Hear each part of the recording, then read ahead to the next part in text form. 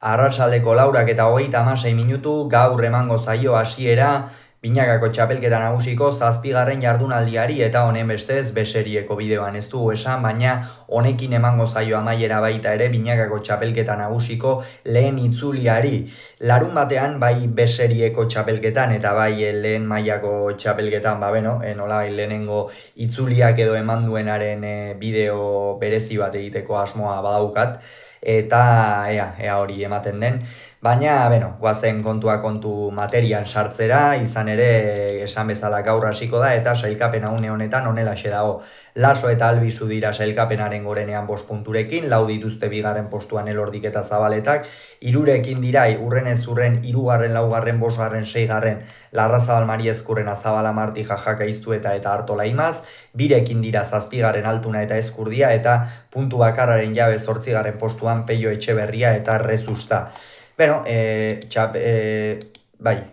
Jardunaldiari gaur emango zaio hasiera Azkoitiako Gurea pilotalekuan, bertan Artola eta Imaz, Peio Etxeberria eta Rezustaren aurka izango dira. Hemen Peio Etxeberria eta Rezusta ikusten ditut favorito, aurrekoan partida oso ona jokatu zuten, Rezustak atzean bermea eman zuen eta aurrean Peio bikain oso fin ikusi genuen.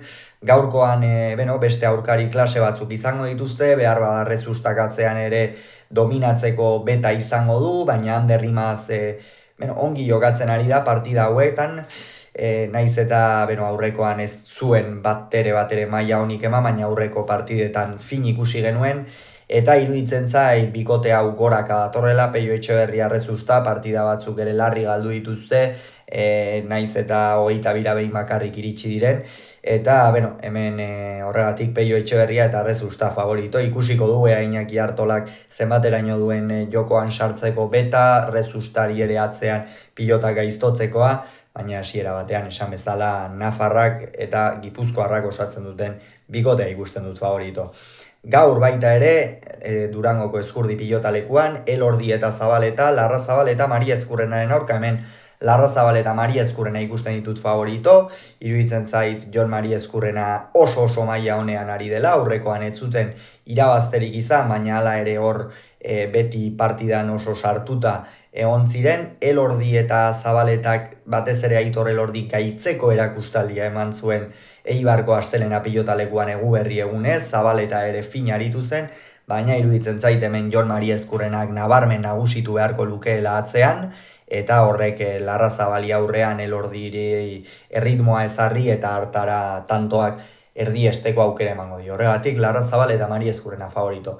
Eguberri egunez Eibarko astelena pilotalekuan, Laso eta Albizu, Zabala eta Martijaren aurka izango dira. Hemen Laso eta Albizu ikusten ditut favorito, txapelketa bikaina jokatzen ari dira Nafarra eta Gipuzkoarra, eta Zabala eta Martija azken partidetan egia da, asko hobetzen ari direla, batez ere azken partida oso zail jarri zitzaien eta hala ere aurrera atera zuten.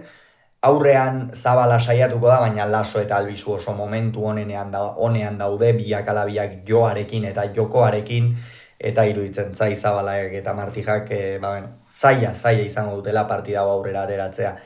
Eta ostiralean Altuna eta Ezkurdia, Jaka eta Iztuetaren aurka, Altuna eta Ezkurdiak aurrekoan lehen zati gogorra proposatu zieten Laso eta Albizuri, baina hortikan aurrera askoz ere gehiago izan ziren, Ezkurdia atzean ezinean ibili zen, eta Iztuetak badaki zer egin behar duen Ezkurdiaren aurka pilota alik eta gehien ezker horman sartu hor asko gaiztotuko zaio, gainera aurrean Jaka izango da, Jaka errematean erreztasunekin dabil, baina nik uste Altuna eta Ezkurdia ere goraka joango den bikotea dela, Josebak atzetik egia da, oraindik ere ez dituela, doaiak edo doai horiek oraindik ere garatzeko dauzkala zenbait doai, eta jokin saiatu beharko da, jokoan sartzen Iztueta atzelari jotzailea baita, oso jotzailea ere, eta hemen Altuna eta Ezkurdia ikuste ditut favorito, iruditzen zaidalako bikote honek gora egin beharra daukala.